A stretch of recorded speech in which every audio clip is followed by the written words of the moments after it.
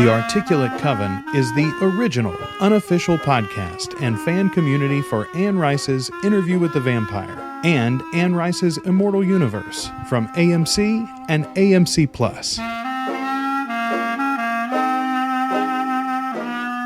Welcome to The Articulate Coven. We're your hosts. I'm Joel. I'm Ashley. And we are The Articulate Coven. The Articulate Coven is a fan podcast and community, unofficial, by the way, for Anne Rice's Interview with the Vampire, The Vampire Chronicles, The Lives of the Mayfair Witches, and the TV series on those subjects and books from AMC and AMC+. Ashley, tonight, we're not talking about any of that, though. No, we're not. We're talking about old school Louis Lestat. So I didn't do this on purpose, but actually, like as we record this, I think a few of our community members are attending, film screenings of this movie. It's the 30th anniversary this year of 1994's Interview with the Vampire, starring, as I told my son the other day, Thomas Cruise and Bradley Pitt. That's right. They're government names. I love this film so much, and we're going to talk about it at length. We're going to do an actual commentary track for this. We've discussed the episode, the movie before, as we've discussed Queen of the Damned, that film as well from the early 2000s. We're going to do full commentary tracks for both of these movies. Tonight we're going to do Interview with the Vampire. Next week we'll have a track for you for Queen of the Damned. But if you're listening to this and you want to be a little crazy with us and live a little nostalgically, then pause the podcast, go get your movies set up, and in just a few seconds, we'll count it down for you. You can press play the same time we do, and we'll watch this thing together. How about that? It's going to be a wild time. I'm excited. This is going to be our longest episode, by the way, Ashley. We just had to bring in a movie to get us to the full 2 hours. Yeah, I didn't remember this being this long. I have to be honest. I was like... And damn. the sequel, quote unquote, the Queen of the Damned adaptation is not as long. I'm like almost willing Thank to bet God. money. Yeah, I'm pretty sure that's under 2 hours. All right, so if you are down for this exposure, then or experience, then go ahead and join us now. We're gonna press play in 3, 2, 1, play. All right, Ashley, while the credits are rolling here, tell me a little bit about your first time seeing this movie. Did you get to see it in theaters in 94? I don't think I did, to be honest. I think that this was like a trip to the Blockbuster video store for old Ashley. I don't think I saw it in the movie theater. I don't know why I wouldn't have, but I feel like I remember watching it at home more distinctly than I remember watching it. Because I remember watching it like with my family, like we all watched it. Well, I mean, to be fair, it is an R-rated movie, and you and I were both actual children when this came out. That's very true. Not that really mattered when it came to my movie watching ever. I've never been a very appropriate person.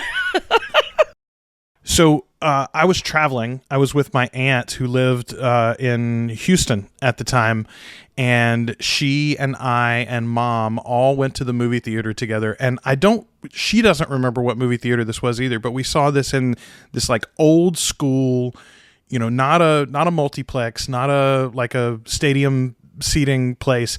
This was a raked floor, sloped down to the front, bright, deep red velvet curtains all the way around the theater, the classic 1920s style Art Deco lights around the theater and everything. It was the perfect location to watch this movie in. And it blew my little 13-year-old mind. I got to tell you, these opening shots, by the way, we talked about this in the first episode of the TV show too, or excuse me, the last episode of the TV series, the next to last episode, when they have the flashback to the 70s, that sweep into San Francisco is absolutely mimicked in the show. And Stan Winston does our creature effects in this. I didn't realize that. I don't think I'd ever paid attention to that before. So I did know that, but only because I was reading those geek magazines, especially, I guess, kind of horror-focused magazines at the time that would talk about special effects and behind-the-scenes production details. And this movie in particular had a bunch of coverage at the time. Oh, yeah. Because it was such a horror classic. This was absolutely one of those movies that people had said was never going to be able to be adapted. It was such a big deal, too. Especially because Anne wasn't happy with the casting. And, I mean, it was very, very talked about. This was like a very, very big deal. Plus the cast itself. I mean, you're talking, this is a younger Brad Pitt coming off of what he had done. He'd done Thelma and Louise at this point. Thelma and Louise. Yeah. I feel like I had just seen, speaking of really inappropriate shit, I had seen The Crying Game. Which was also a Neil Jordan film with Stephen Ray in it, which is the first thing I had seen him in, who's going to play our asshole Santiago in this. Yeah, he's so good as Santiago.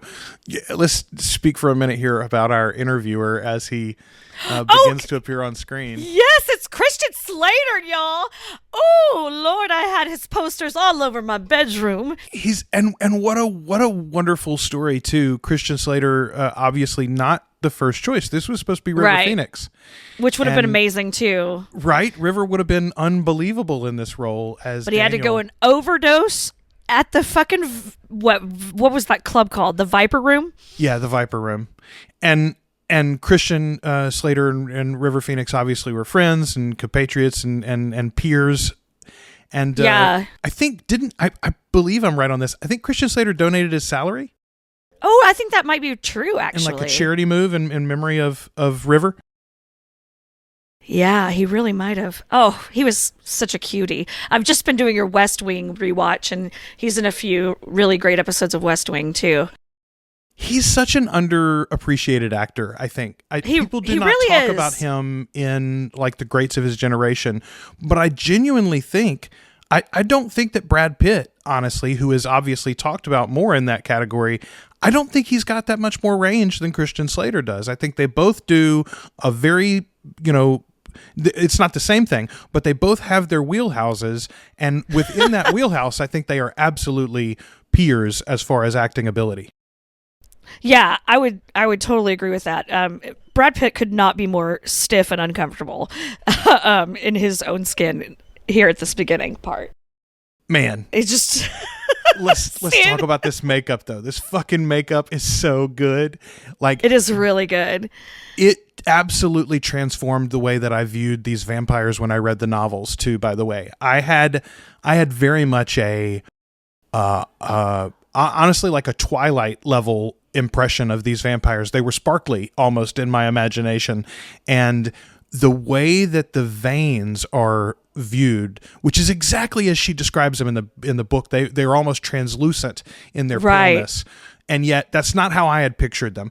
But this image here shows both the beauty and the seductive nature of these vampiric bodies, and yet also the otherness and the horror. They do such a good job here. Yeah, he looks like Louis to me in my mind. When I think that's Brad Pitt was a good casting choice in my brain at this time for this role, because he just, to me, looks like Louis.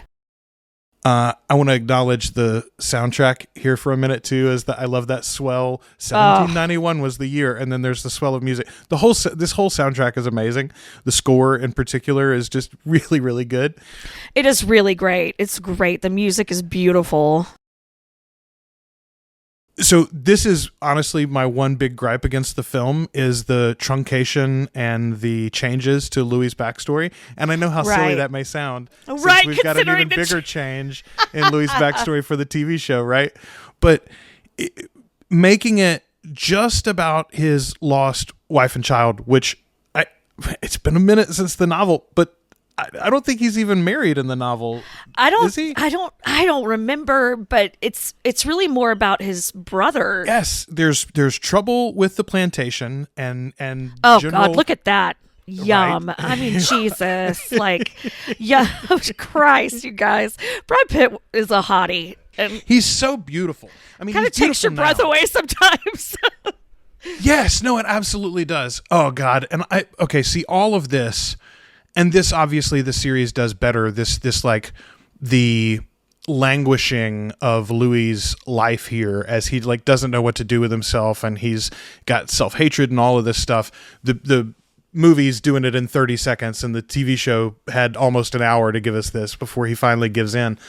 But yes, to cut out Louis' brother, Paul, is, it made me very, very sad. It's the biggest part of Louis' story that I connected with in the novel, and it's the one part that makes me think of him honestly kind of as more than just an Eeyore in the book. Now the later books, obviously, they give us a little bit more color on Louis, but in this novel, it was just like, well, Lestat's awesome and Louis a sucker. Well, and it's like another example of like a we just created a female character to just die to serve the emotional growth or not growth of a male character, you know. Right, it's literally one line in the thing, and then he's just pouty. We missed it there, the shot of Lestat from the back as he watches Louis pass him. They do that obviously with the introduction of Lestat in the first episode of the series. You get Lestat from behind as you see Louis' business in the quarter. Yes. I had forgotten we had a BJ shot there in this film. I did, I was 12 or 13, I guess, when we watched it first, but I definitely didn't process that the first time for sure. And then here's Lestat with his big teeth. Now, see, let's say, let's give it fair due. The movie also had messy vampires here. In the books, Lestat would have never spilled that blood. Yeah, okay. This is one that I and now we're flying. Because at this point in the novels, obviously, Lestat doesn't have the power of flight. But just as when they hover in the first episode, when they're making love, I think this moment is good. Like, I like that they hover there. It's almost more about what does the swoon of being drank from do to you, you know? It's absolutely. It's almost like metaphorical flying.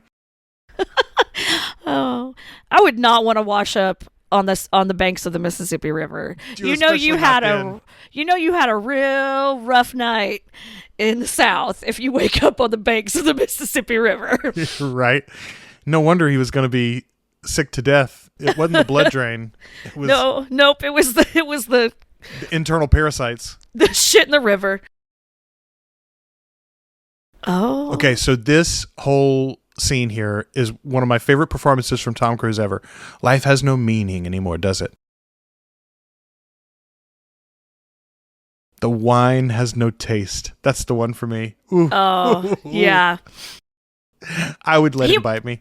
He really did a good job with this. I was right with Anne Rice about not loving that idea at all, but he actually really did a nice job with this. And I'm not a Tom Cruise fan.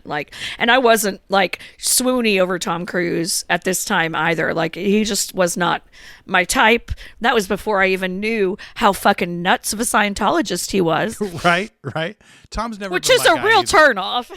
Yeah, no, he really hasn't ever really lit my fuse, as they say. This movie, though, if you look back on his entire body of work, it does stand out as one of the few truly interesting choices where he went against type, against character, against probably a lot of the recommendations from his handlers, and agents and whatnot.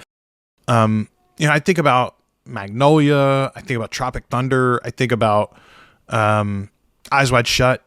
Those are movies that he clearly felt passionate about the story itself and about what he could bring to it. Honestly, he upped the budget for this movie, I'm sure, right? Brad Pitt's a star, but Tom Cruise is a big star at this time. Yeah, for sure. This Brad Pitt was just really starting to become who he is, I really like that whole sequence where he's watching his last, saying goodbye to the sun. Yeah, that's beautiful. And then, of course, here I am lurking in the background to be a little creep. Okay, so that moment right there, have you said your goodbyes to the light? And you think, okay, we're going to have a discussion about this and give you one more chance. No, he jumps on him. Yep. Which is why... This is a good example, though. I think Lestat has always been kind of hypocritical. He says all the time, I'm going to give you the choice I never had, et cetera, et cetera. But he used Louis to get him to this point. He doesn't really give him a chance to change his mind. No. Yeah. I guess he does here. If I leave you here, you'll die. Or you can drink. These two have no chemistry. It's so It is wild. Like, it is, their well, faces are that close together, and I don't care if they kiss. okay, we have talked about this before. Like, absolutely, Armand has more chemistry with Antonio Banderas, and Brad Pitt have more chemistry than these two do. But genuinely, I never appreciated how little chemistry there was between this pair until I saw Sam and Jacob. Oh, for Sam real. and Jacob are, and it's not even just sexual chemistry, right? This is what's so important to understand. It's like, you can vibe with people and feel connected and feel like the relationship is real without that being, just sexual attraction. Now, I think there seems to be some sexual chemistry between Jacob and Sam as well, but there's nothing. It doesn't even feel like these people talked off set, right? Right. Okay. Absolutely. And I just, the lead into this is there's so little for us to like get excited about, but that's okay. I'll say this: if you went with Anne's idea that the vampires never spilt a drop, I don't think we would get like the bloody fangs where Lestat is holding off for a minute to push Louis off, which I love. I love the bloody fangs. I love the lean back with the blood dripping down the chin. I think those I also maintain if we saw no blood, this would look real fucking weird. Right. Like, it would just be like people mouthing on each other.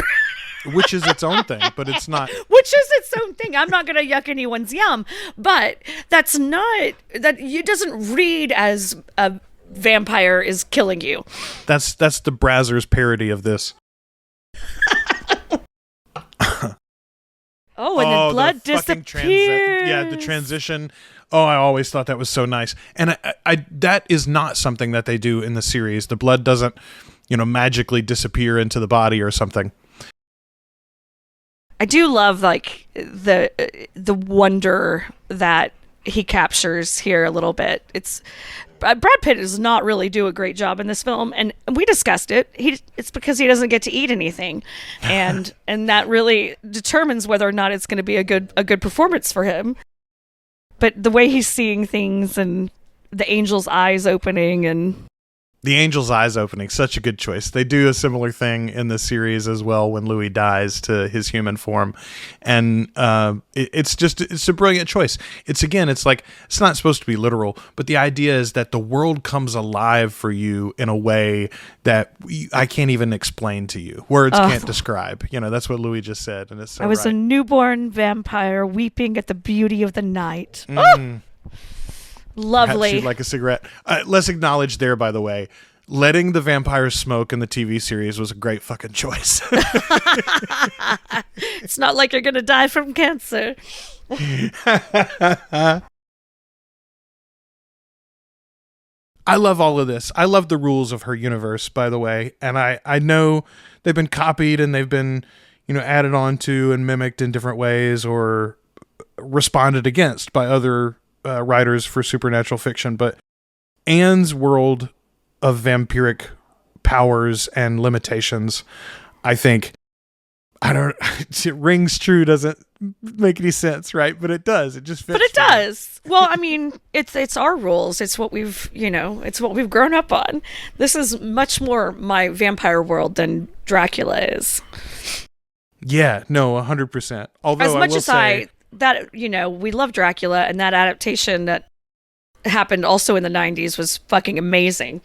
Well, it's funny because that's one of the things that I thought. I saw that Dracula on a Boat, the Voyage of the Demeter that you had mentioned previously. I saw that was on some streaming service or about to come to one, and I was like, oh, we should do a commentary track for that. But then I immediately thought, maybe not commentary tracks, but we should do a series of episodes where we talk about other vampire movies. Absolutely. There's a bunch of good ones.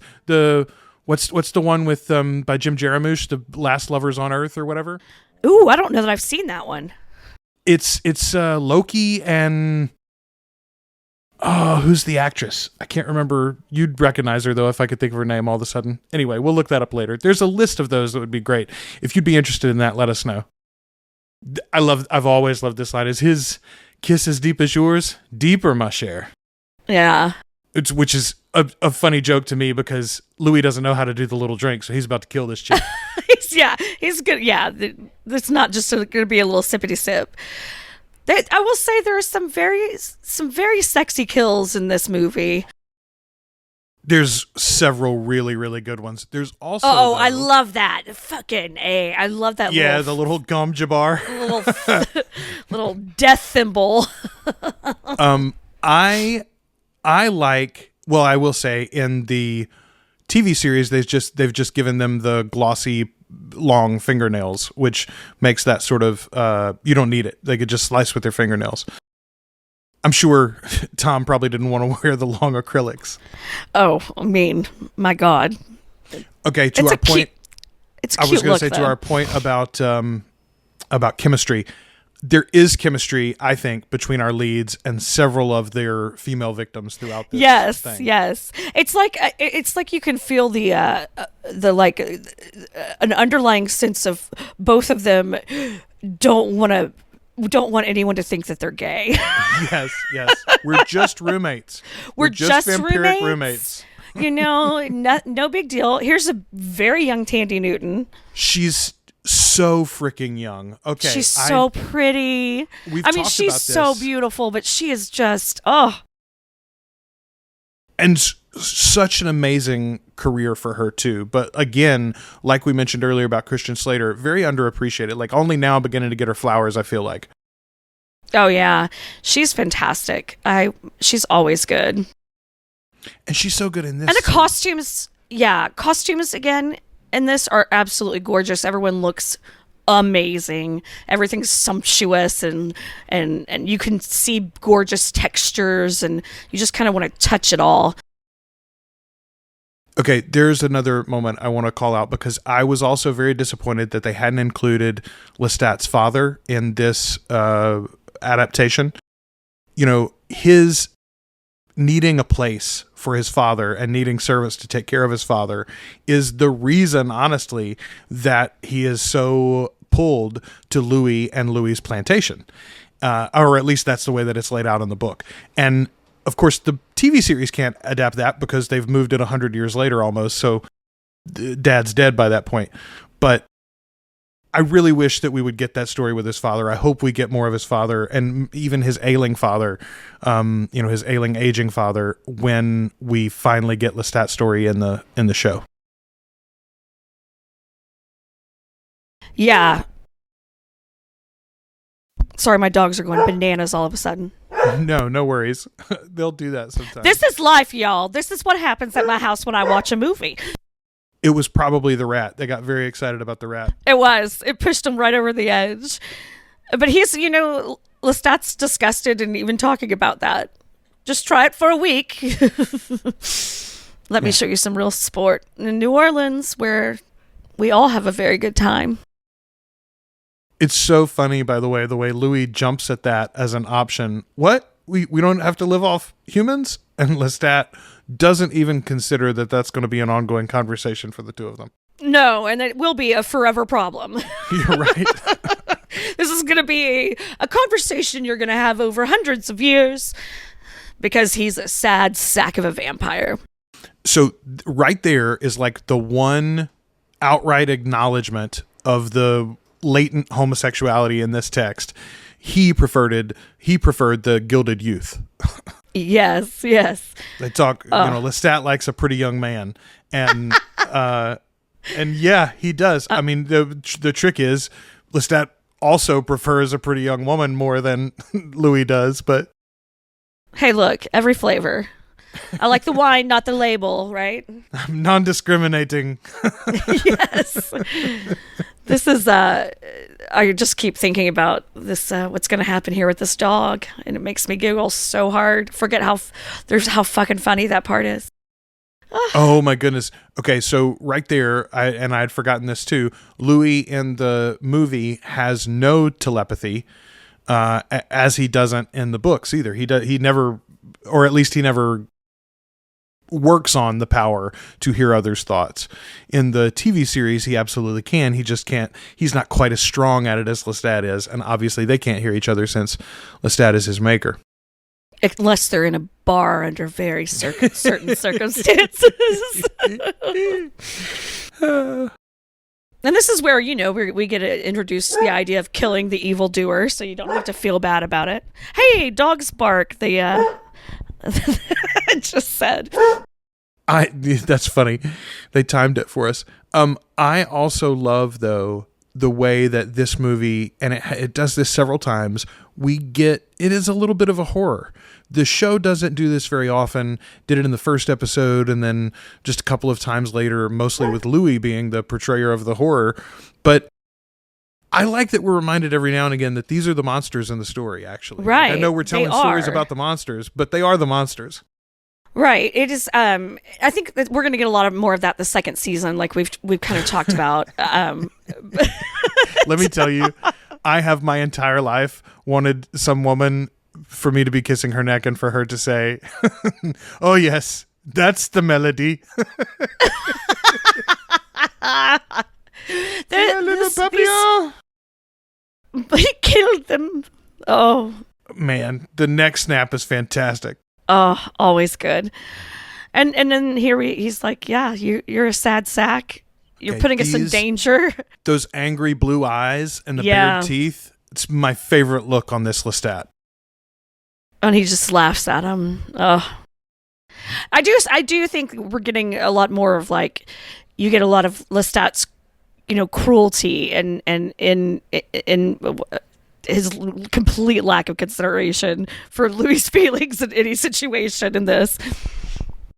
Yeah, it's interesting because the TV series, it plays a little bit like this was the story he told the first time, was that Lestat was stupid and mean and then we killed him.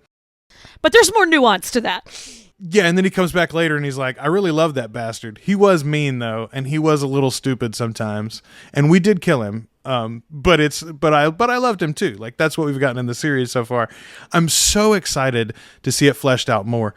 I also want to call out there, because it's the worst part of Lestat's performance as coming from Tom Cruise.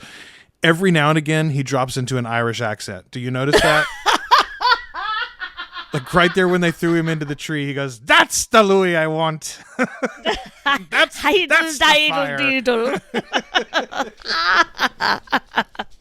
I mean, to be fair to him, he had just done, what's the movie with him and Nicole Kidman? The one in Irish Australia, the Far and Away. Yeah, that's right? It. Far and Away. Was it? Maybe they are Australian in that movie.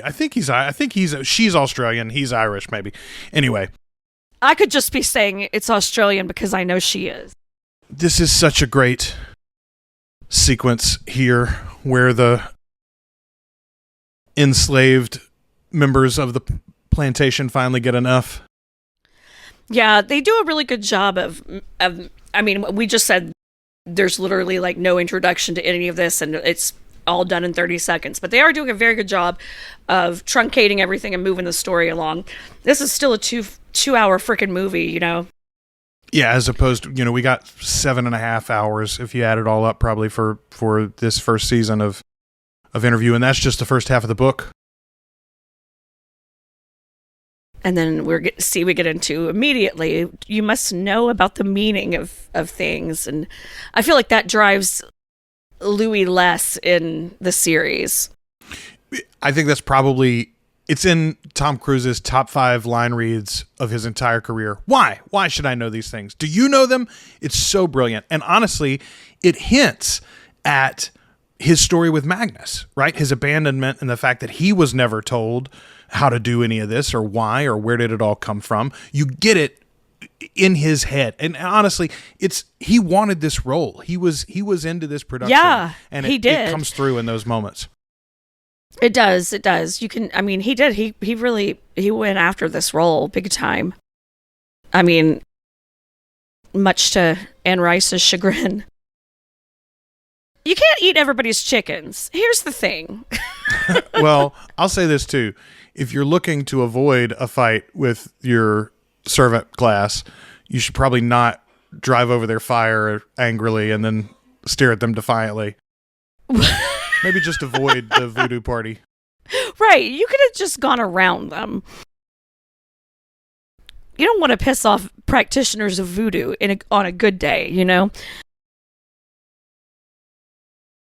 See, like right here, she's got Tandy's got, what, 6 lines in the whole film, probably? Yeah. And yet, again, it's hinted at. You get the, okay, there's a relationship here. Probably had an affair or two.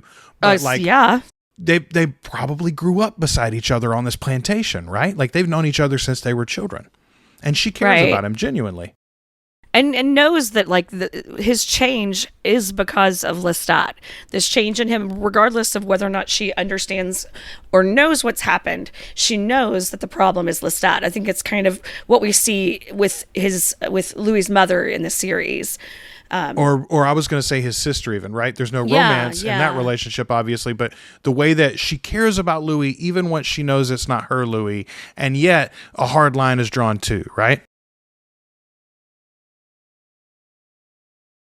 I always felt so bad for her there, and him too, a little bit, like, because he's like, "Oh shit, I didn't mean that." Yeah. Oh, and then it's like when you hit your sibling too hard, and you're like, "Shh, mom's gonna hear you scream. It's gonna be fine. Don't stop screaming."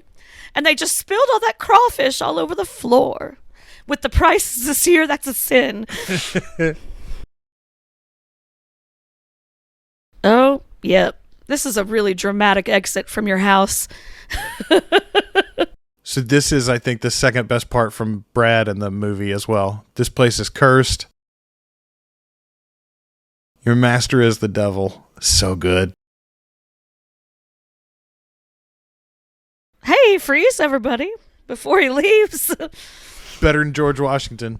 Right?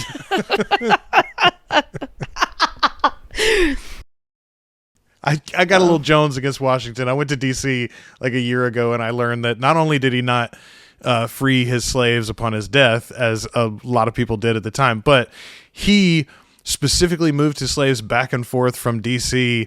over to his home so that they would avoid the law at the time that would allow permanent residents of D.C. to be freed after a certain amount of time. Now, they didn't talk about that in Hamilton. No, they left that part out. Oh, man, dude. All of this is excellent. This whole, again, but we're talking about production value, and it's like this honestly doesn't look this good if Tom Cruise isn't in the movie. They really did. Burn everything we own. Just burn everything we own. Thanks a lot. This is great. This is really great. All right. Quick family story. My grandmother was a crazy old lady who lived on a mountain, and she had gone to, I don't know, a family event one day, and my mother had stayed behind at her house and had decided to take it upon herself to clean out the refrigerator. She found all sorts of things, like mayonnaise going back to the 80s and things like this. God. This was in the late 90s at the time. Literally, she found a few things that were 20 years old plus in the refrigerator. So she threw all this old stuff away. Grandma finally comes home and she walks by and sees my mother sitting in front of the refrigerator with the trash can. She's like, "What are you doing?" Mom explains, and she goes, "Well, why don't you just strike a match and burn the whole place down?" This was like maybe a year after this movie came out, and I could not stop laughing thinking about Lestat. Perfect. Burn everything we own. Oh, it's so great. Yeah, they don't even really seem to like each other, which is, I mean, it's complicated. More pretty girls. I was going to say, this scene was a very important one for me as a 13-year-old boy. I bet. Yeah, I mean, it was it's pretty hot. I love their stockings. They cast some really beautiful women in this. I can directly trace my appreciation for stockings, I believe, to this film. I didn't realize it until just now, but yep, this is it. This is the one. Yep. Stockings and corsets. Oh, the price is high. Your pretty friend, I exhausted her. I fucking killed her and drank all her blood. So to me, this is mimicked in the TV series by the scene with the singer when he tortures the singer. Oh, yes. It doesn't have the same sexual connotations as this scene does, obviously. But no, again, but it's playing with our food sex already. Yeah. Yeah. I mean, this is playing with our food for sure. Who does not go for a big, voluptuous titty bite? It's a real nice one. It's a real choice. Okay, and that is such an iconic shot. Yeah. The pullback of him and the reveal that she's bled all the way down her dress is so fucking awesome. And Louis creeping in the background. And put out the light. Uh-oh. That's some good poetry straight from the book, too. Oh, no. I seem to have bled out of my breast. The Foley work is very good in this film, too. Oh, yeah. I don't think their squelching is quite as good as the TV series, but it's close. He does like to drain a vein into a glass. This is about the third time we've seen him do it already. Yeah, it's funny. He only really does it, I guess with the traveling salesman towards the end of the series. He props him up and drains it into the big jug.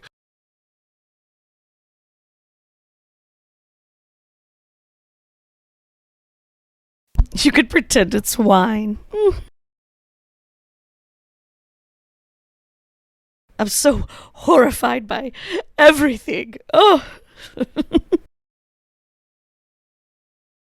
We are predators with all-seeing eyes.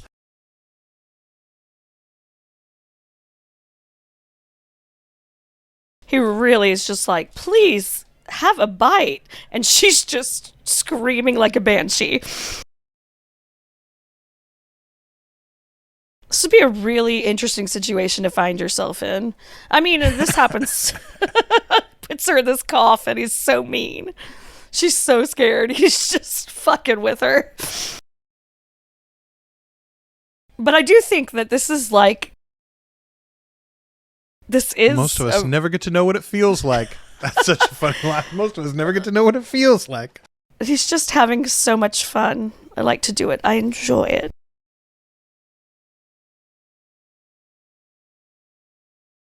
So again, good performance there from Lestat, but it is like amateur night at your local community theater versus what Sam brings to that same set of lines. Right. I enjoy it. I don't say that you have to enjoy it, you know. Well, even first of all, his accent's better. Yeah. Whew. Well, it's not Irish. Oh, Lord. Save me from him. This poor girl. I mean, but she's here so again, scared. Okay. This is an example of what I have banged our Louis Jacob with a few times. His indecision, you know, like he doesn't agree with Lestat and he doesn't want to be like that, but also he won't force the question. Right. He won't save this girl. He won't even attempt it.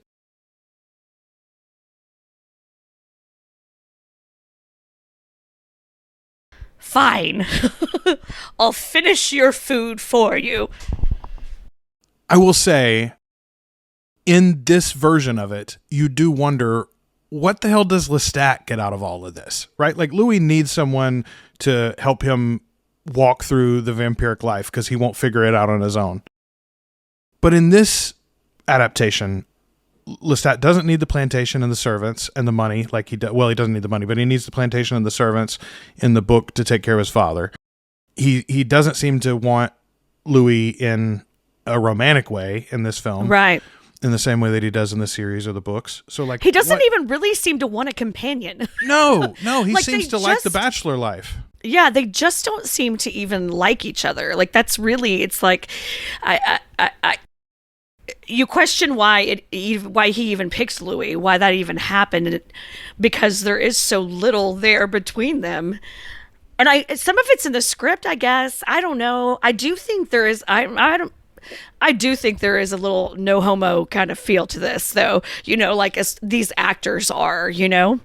Yes. Like it just really, it's like we don't want to look gay at all. It's like it's the sexual equivalent of the clauses in The Rock and Vin Diesel's contract about they have to get hit the same number of times as the other guy or whatever. They can't look weak at any point. Oh, baby Kirsten Dunst. God, so young. And like... she's so little. Of these three, I mean, she was obviously... 12, I think. Yeah, I think when she shot movie. It. Yeah. So Tom Cruise and Brad Pitt, obviously bigger stars, but like, how fucking lucky do you get with Kirsten Dunst as your child actor cast in this thing? She is over the next so 15, good 20 in years. this. She does so many other great performances. Like, such a talent. Dead mama. There's still life in the poor girl yet. So I thought this was perfect. They split the middle on, she's not 5, obviously, but Kirsten plays her so young here. Yeah. You could believe 7 or 8. She's a big 7 or 8. Yeah, 8 or 9 for sure. Like that's where I would place her, 100%. And then by the end of it, she's a fucking woman, which is bizarre. Exactly. Crazy. You make the turn into like, a 40-year-old woman in a child's body, and you really feel it in this movie. You really do, and I do think that's something we're going to miss in the series, that feeling of her being, you do feel her being older, obviously, and you feel her maturity, but it's not as like jarring. It's not as shocking. Yeah. Yeah. It's not like, yeah. Kirsten Dunst at the end of this movie is almost like, Aaliyah, Paul Atreides' sister in the 84 Dune movie, where it's like a grown woman's voice coming out of a little toddler. Yeah. Like, ooh, that's creepy as hell. That's weird and wrong. And you understand, she does seem more like she needs Louis more than our Claudia in the series needs him. Yeah, this is a really, I fucking love Kirsten Dunst. I mean, we were probably damn near her age when this came out. I was like, I was 13, I think, when this came out. Yeah, and I'm pretty sure I was maybe 12. 14. I might have been 14.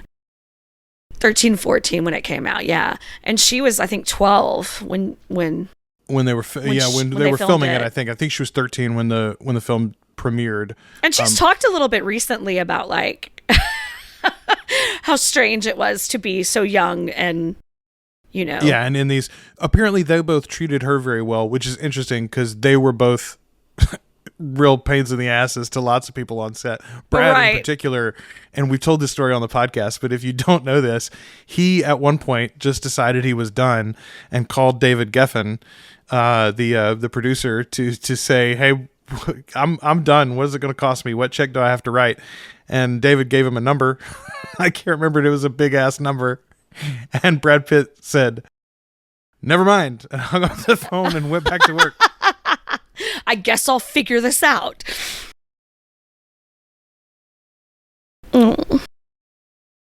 He looks Evil so alive is a point here. Of view. God kills indiscriminately, and so shall we. This is, again, really good stuff from the book. No creatures under God are as we are, none so like him as ourselves. Hell yes. It's such good language. Ugh. See, now this makes sense why he turns her in this situation to me. You know what I mean? Like, I get to bring this Louis out choice. of his stupor. Yeah, I get this choice here to turn her, and in this scenario, I really do.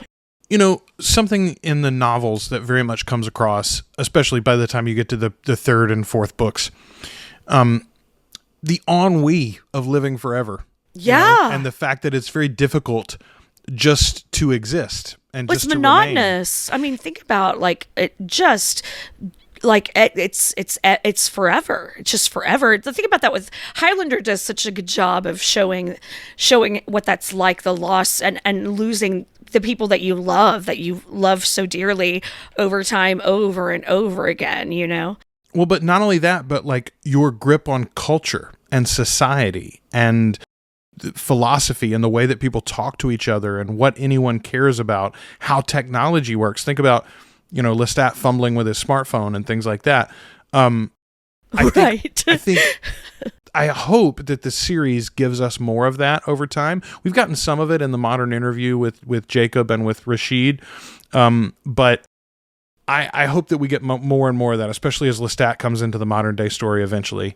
That's something that this movie doesn't really get to deal with, since we only have these two basically as our main focus. And even Armand, he is ancient, but we don't get enough of him in this one to kind of get that sense of like every vampire, basically every 100 years, needs something new to anchor them to the world.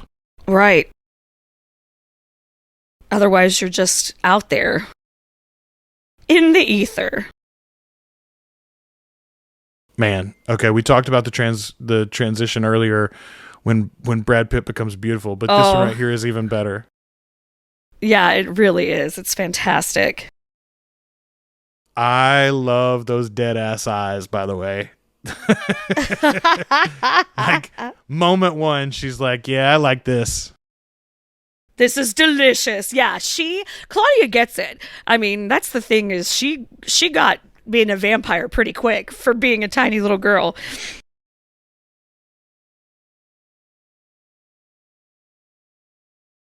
This transition is incredible. Like, she's all a scraggly mess, and then boom, look at my perfect curls. And the porcelain skin, like a baby doll. Yes, she looks the bedroom full of baby dolls eventually. Yeah, she looks like so much like a doll. What a great fucking line, more. Too. Of course you want more.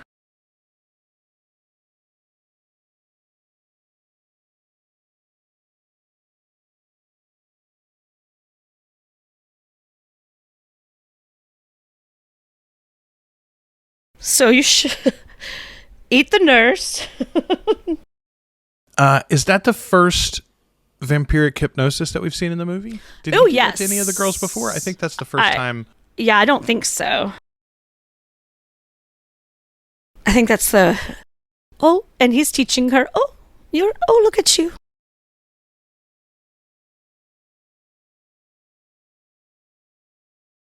It's so strange and interesting, too, that Claudia definitely has more in common with Lestat on so many levels, in so many ways. And I think that's probably why he does not like her as much as... Yes. It's absolutely it's like, the meme of, my daughter giving me the exact same attitude that I gave. That you dole out, whatever. Yeah. That scene from Shit. Have you seen... It's the scene from Schitt's Creek where the daughter says... Well, what have you done? And the mom says, I'm going to tell you what I'm about to do. I'm going to tell you what I'm about to do. That show is amazing. If anyone's listening and hasn't watched Schitt's Creek, get on that, because it's amazing. They all go to heaven, Ashley. All but us.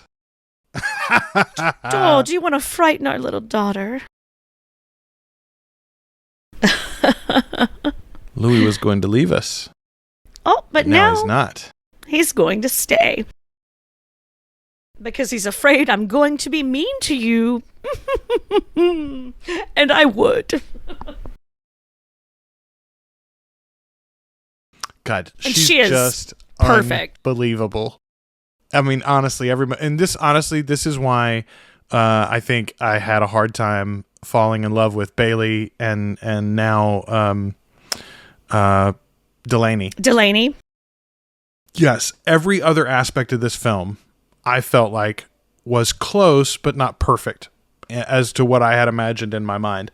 And Kirsten Dunst just not only met everything I imagined from Claudia, but exceeded it. I've said before, Claudia is not my favorite part in any of the novels. Right. I'm kind of always bummed whenever her diaries come up in the later books. It's like, oh God, she's more of haunt this us, shit. isn't she? Yeah, we're gonna see Claudia again, aren't we? But like at the same time, it is an integral part of this movie. It's clearly one of the things that Neil Jordan was very drawn to.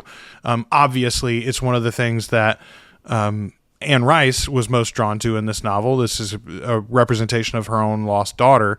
And I mean, you forget, we didn't mention it in the opening credits, but she wrote this screenplay. Oh, that's right. She did. Oh, let me kiss it better. Ooh. This house, this apartment they live in is just gorgeous.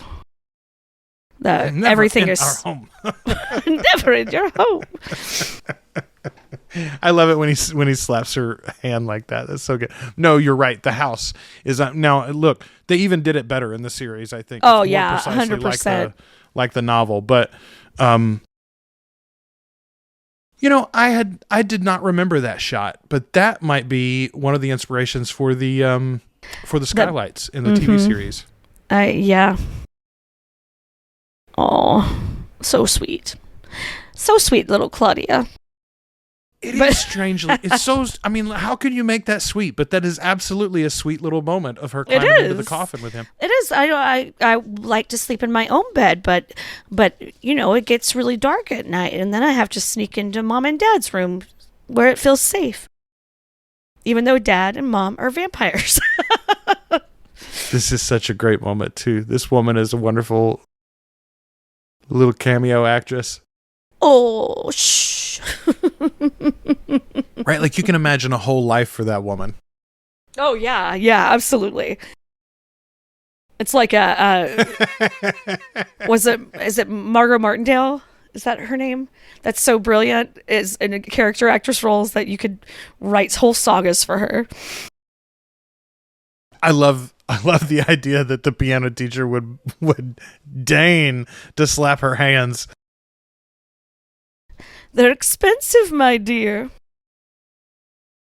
It's the pretty woman scene. Big mistake. Yeah. Big mistake. Huge. Except with fangs. Yeah. She comes out of there just sold me a doll. Glowing. And now also she die. Killed her piano teacher. What have we told you? Never in the house. Never in the house. And then just knock him off the bench. And then he's like, I'll take over your lesson now. But that's a good example of like, to me, this seems like the happiest that Lestat was in the entire film. Absolutely. Is during this period where he's getting to train her. Yeah, because she is what Louis is not. She enjoys being a vampire. She's good at it. She likes to kill. She likes to eat people. She thinks it's fun and fabulous. And that's not our Louis at all. But that is Lestat. They have, like I said, so much in common.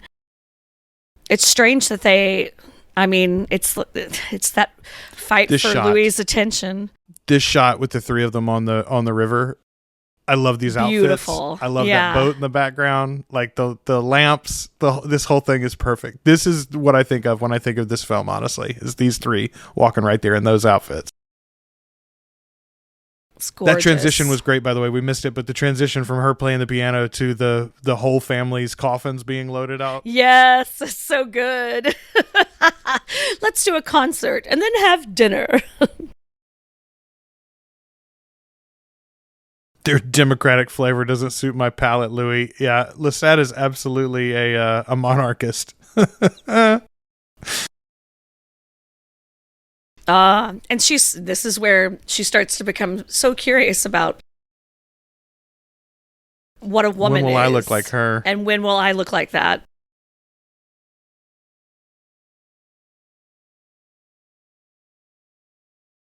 They're like, oh, Claudia found me a delicious treat. She's like, no, I found something I really want. I want to be her.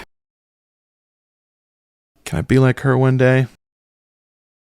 And a little full frontal nudity for the crowd as well. Yeah, a sly little shot there. When did you eat rats, Louis?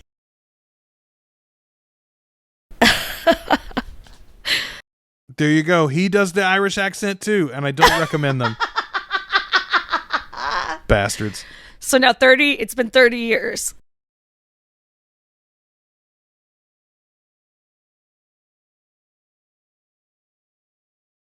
And you can hear it in her dialogue, like again, like just an excellent performance from her. When she starts talking to them here, you can hear she's a grown ass woman. Yeah. She's been playing their game still because she doesn't know any other way to do, but right. Another doll. Dozens, you realize. I'm really tired of dolls. Oh, it's the day I killed you. It's your birthday. That's an example to me too of how like you dumb Lestat down, you make him less than or just callous. Like the idea that he would not even admit that he was bringing them to her on her birthday, like that's right. silly. Like I do like in the show they celebrate it. They put a candle and a cake out. Oh, yuck. This reveal right there of the face is like, oh my God. We don't keep dead bodies in our bedroom. Also, though, you mentioned we got full frontal nudity just a minute ago, and like, I'm pretty sure that's the woman. Oh, yeah, it totally is. It's the same woman. It's like, you like that nudity? How about this nudity? How about this nudity? Hey. You like titties? How about dead titties? Yikes. Moldy titties? Oh. Mold.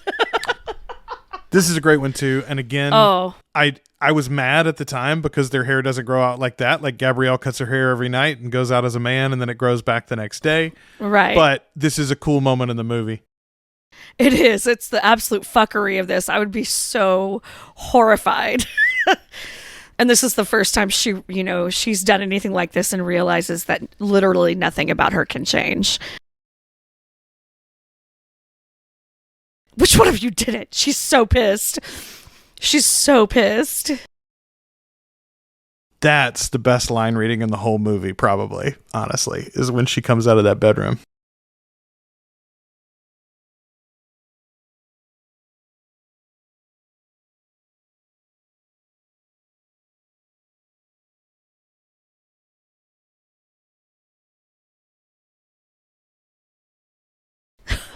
That's like the only time we've shut up. She's so good, though. She and is. the anger is so earned. And those cuts, the way that they bleed and just fucking disappear so fast. It also lets you know how hard it's going to be to kill Lestat. Yes. You know, how hard it's going to be when we get to that point that we make that decision. Ugh. And it's, as the viewer, I didn't think about it at the time, but that's why she did it. She didn't expect him to actually be injured, but literally she's like, what are the rules here? Yeah. What are the bounds? What am I even capable of? She's already calculating. She's like right here, and it's another 20 years or whatever before she does it. But right here, she's like, we're going to kill that son of a bitch. So we're playing the long game, kids. Buckle up.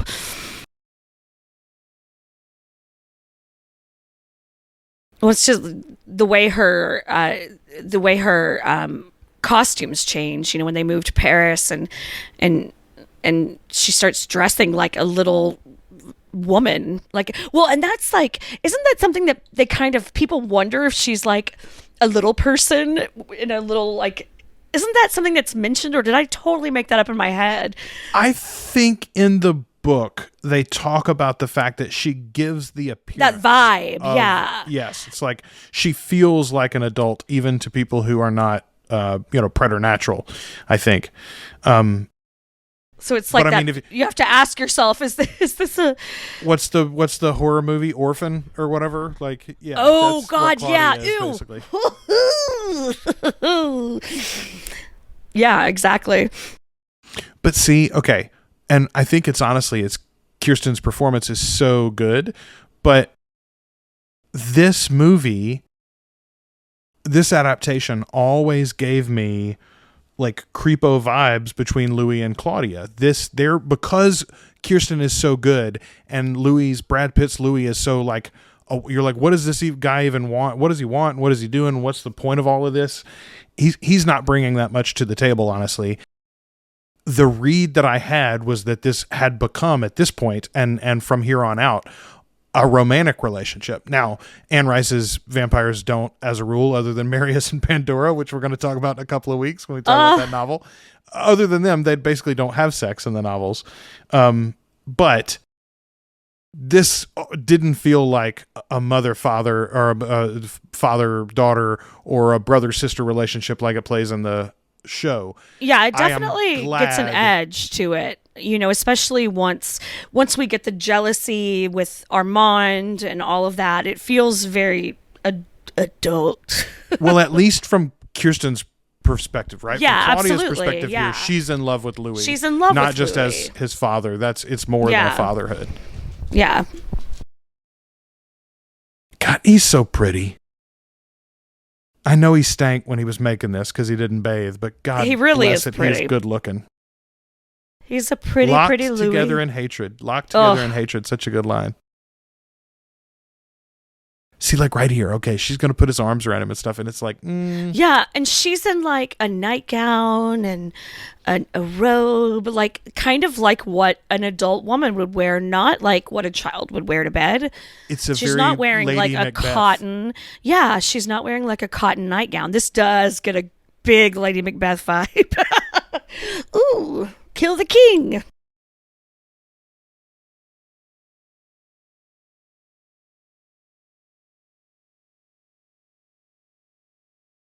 If only he made it easy to leave him. If good. only you could just leave Lestat. I mean, Ashley, you and I have both done a lot of acting in our time. How is she that good at 12, man? I mean, and still stayed good. Yeah, didn't go crazy, didn't lose herself, no scandals. Well, and like, you know, I'll say there's some actors that were really great when they were young, but once they become adults, what was interesting about them is kind of gone. It's like, you're very flat and uninteresting in this moment in time. That line rating's pretty good too. Is that supposed to frighten me? I found someone who's a better vampire than you, or who'll make a better vampire than you. Is that supposed to frighten me? You're spoiled. We missed it, but there was Lestat's line reading for "You Annoy Me." Your very presence. Your very presence annoys me. He's such an asshole. He really does a good job of being a dick in this. But you upset my plans. I love that line. Even though you're the father of lies. She's just so good through all of this. He's beautiful here too, though. Playing the piano is so good, and like his angsty. Seeing right here, that looks like a father-daughter. Right. Well, he's not stroking her hand the way that too, I suppose. That's true. Brad was. That was a little... She's not trying to seduce him into killing somebody either. Well, he's being so cruel, you know. He's so cruel to her. He says the things, you know, it's... I have a skill, and I don't use it anymore. Because it's really horrible. But I could pretty much tell within 10 minutes of meeting someone the thing that I could say that would hurt them the most. Well, Lestat lays it out there for her. And Lestat does that. He endowments that you'll never possess. He has that skill to a T. And that's real. That's not something that's been clouded by an unreliable narrator. That's really... He has that skill. He knows how to be mean. He knows how to be cruel because he can be so petulant when he doesn't get what he wants. Oh, 100%. 100%. The drunk on brandy wine.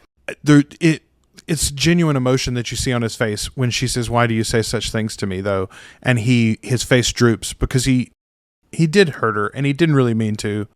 And he's mad at Louis even more than he's mad at her, honestly, in this moment. And he's always mad at Louis. That's the whole thing with this, is it has nothing to do with her. It never did. That's what really sucks for her. God, and she plays this so well too. Love that they kept the twins in the TV adaptation. They just aged them up 15 years or so for the party scene. But it does make sense that these are twins that are a little smaller. She could definitely lure them. Oh yeah, lure them in herself, you know. Laudanum. Killed them, unfortunately. God, she is such a... I mean, you're absolutely right. She is his daughter, 1,000,000%. Oh, man. So much more than Louise. So much more.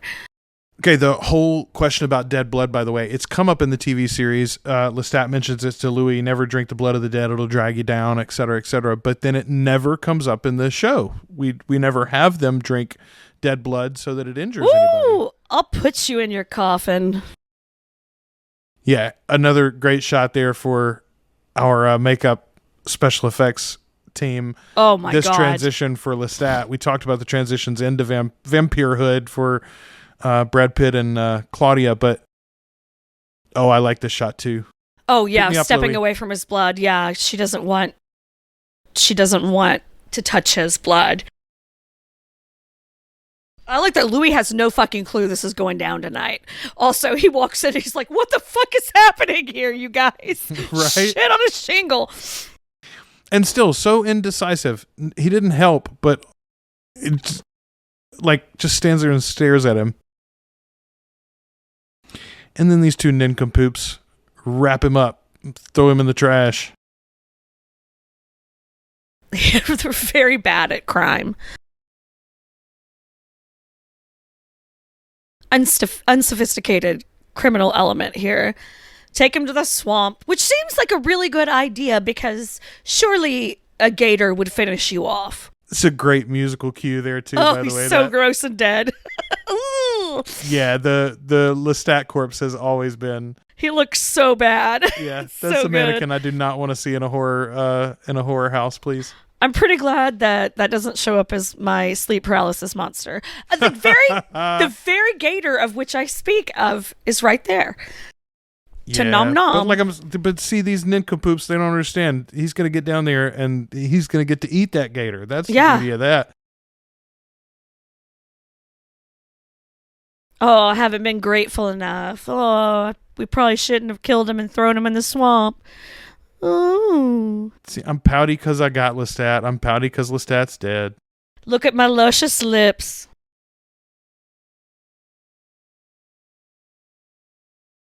Oh, and we haven't gone back to the present time in a hot minute.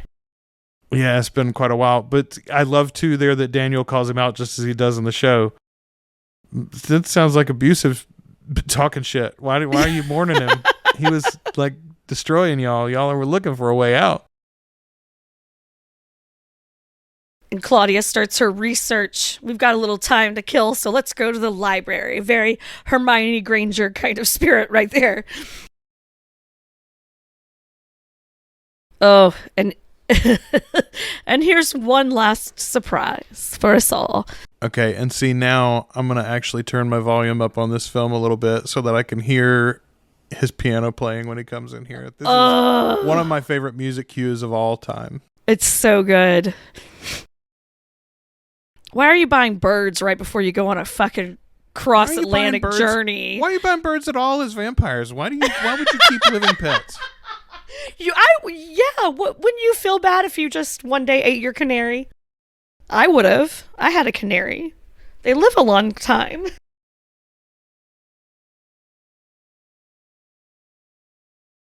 I always love this shot. Boom. Oh. Boo, motherfucker. Boo, motherfucker. Run! Run! Why are you running upstairs? We all know that's a bad move in horror movies. Oh, okay, so I think I had a correction. It's not technically the same music, I think, but this musical cue is mirrored in the soundtrack for the final episode when Daniel goes, "You didn't kill him. You put him in the trash. Where's the trash go? It goes in the swamp, Louie, where the rats live." At the dump. Those curtains. Those curtains around him are so creepy. I love it. His blood helped. And again, like, excellent. So it's been a few weeks. Our guys had some time to swamp around. Look at those cheekbones, my God. And of all the things Lestat would hate the most, to have to fucking bring himself back to life by eating dead shit or like animals and like it's very insulting. No, that is what I was missing from season 1, honestly. If season 2 gives me that line, Claudia, you've been a very naughty little girl. Yeah, that's what I want. And now more fire. As you said, Louis Louis does like to burn shit down. it's his favorite thing in the world to burn some shit down. Yeah, he will That set is some shit on absolutely fire. true in the novels, which is funny because he doesn't have the fire gift in the novels. No, so but maybe it makes him feel gotta do it the connected to his old-fashioned human way. side. Yeah, yeah, that's right. I got to light a candle. He has to do it the old-fashioned way. Everyone in town's having a very huge overreaction to this one apartment being on fire. Well, again, this ain't Philly, so the buildings haven't been separated enough. That's very And, true. he's gonna burn the whole quarter down. That is true. You're gonna burn crawling on the ceiling. That's yeah, so great. I love that moment. That's so great. Again, more horror shit. Like more things that feel more like. Well, you talk about movies you shouldn't have seen at this point in my life. I had already seen The Fly with Jeff Oh yeah, Goldblum. me too. Ugh. Yeah, and so him climbing up the wall, I was like, oh, some fly shit. I dig it.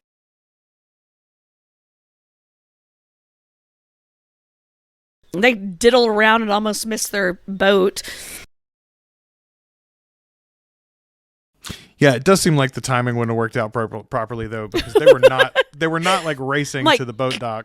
Guys, you should have been in more of a hurry Yeah, they to were get on talking your about boat. Talking about the new birds. Are we going to bring these birds or not? Completely ridiculous. And I did forget. Yeah, the whole ass quarter's on fire now. These assholes. So they do keep, and we've talked about this in the TV series several times, they keep the nomenclature there, the dark gift. I like that. Which, by the way, that comes up in the Pandora novel as to where that wording originated from. I can't wait to talk about that. Yeah, I me love too, that book. honestly. It's such a good read. I enjoyed it much more this time than I did the first time that I had read it. Well, because you probably were okay with Lestat not being in it at this point. Yeah, that's true. That's true. I was more... Oh, this terrible very illness. distraught. Yeah. Like, go give me a vampire book without Lestat. What are you doing? And at the time, we didn't know if he was ever coming back, too. When that novel was written, he was in his coma, and it was like... Anne had said he wasn't Anne was on a speaking to her break. anymore. Yeah. They were on a break. I like this transition a lot, too. Yeah, this is really good. I'm a big fan of the map scenes in Indiana Jones. Oh, so. me too. Oh, and the newest movie does it. Have you watched the newest Indiana Jones? No, I started a rewatch, and I haven't watched Crystal Skull yet again. I'm dragging my feet on that one. Yeah, So well, skip it if you have to. I can't get to the new good one without watching the old bad one. The new good one is so good. It's very good. I am a huge fan. That was another disappointment. Makes sense why they would cut it if you're trying to put this all into a 2-hour movie, but the fact that they don't do any of the Eastern Europe stuff was a little sad. Yeah, it is. I'm glad that we seem to be getting it in the series, at least to some degree, Let's talk about this too. And it's hard to think about in retrospect when you're thinking about this film, but okay, Lestat's done. Tom Cruise is done now, effectively until the final moments, and we got 52 minutes left of this right. thing. There's a whole lot of movie left. But It's here we are. crazy, as big an actor as he is, to take that reducer role and not for instance, you could have included some of the stuff from the later books where you realize that Lestat is in the theater towards the end, and they don't. Well, I wonder if, I think the hope was that they would make more of these films. Well, this one had the subtitle The Vampire Chronicles, so Right. absolutely that was the plan. Geffen planned on making a series of them. So here we start to see a real change in Claudia's costuming, where she's wearing what the women around are wearing, not what little girls are wearing. And Yes. not unlike a child of of other miscreant parents, she is out and about in places that children do not belong. Yes, There's a baby in the bar. Having been the baby in the bar, I can tell you, kids don't belong everywhere, not even your vampire kids. Okay, this scene is the only time in the books or any other media that I have liked Santiago. He's he's such an asshole, but this is a great scene. It's so well done. Yeah, It's this like- introduction is perfect. The choreography is beautiful. Well, and as you mentioned earlier, Stephen Ray's performance is so good in this. Yeah, he's fantastic. He was big time on my radar because I had just seen the crying game at 14. Jesus Christ.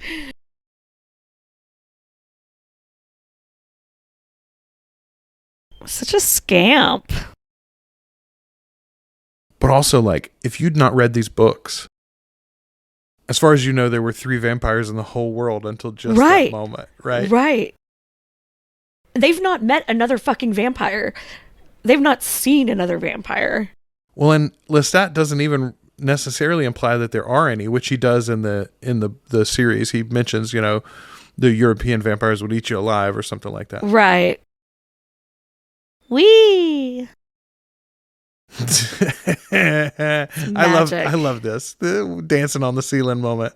It's so great. It's so great. Never mind the fact that his cape floats too. Like, well, and like brilliant use of costumes always. Like the cape floats like it should not, but we're fucking vampires.